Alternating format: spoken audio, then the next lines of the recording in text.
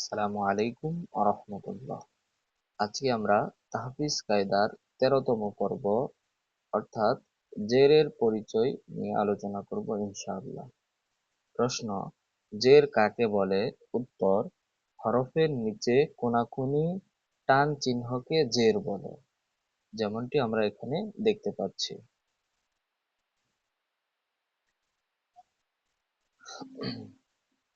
প্রথম হরফ উচ্চারণ হবে হামজা জের ই, বা জের বি, তা জের তি, সা জের সি, জিম জের জি, হা জের হি, খ জের খি, দাল জের দি, জাল জের জি, র জের রি, জা জের জি, সিন জের সি, শিন জের শি, صاد জের সি, ضاد জের দি, ত জের তি, জ জের জি, আইন জের আই, গইন জের গি, ফা জের ফি, কফ জের কি, কাফ জের কি, লাম জের লি, মিম জের মি, নুন জের নি,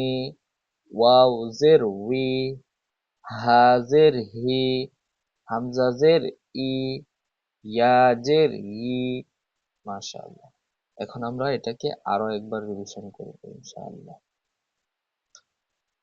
হামজা জের ই, বা জের বি, তা জের তি, সা জের সি, জিম জের জি, হা জের হি, খ জের খি, দাল জের দি, জাল জের জি, র জের রি, জা জের জি, সিন জের সি, শিন জের শি, صاد জের সি, ضاد জের দি, ত জের তি, জ জের জি, আইন জের আই, গইন জের গি, ফা জের ফি, কফ জের কি, কাফ জের কি, লাম জের লি,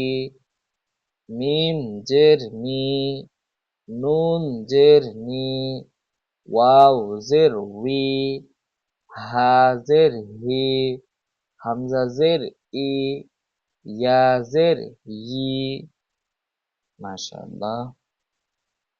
আলহামদুলিল্লাহ, আমরা অনেক সুন্দর করে চেষ্টা করব ইনশাআল্লাহ।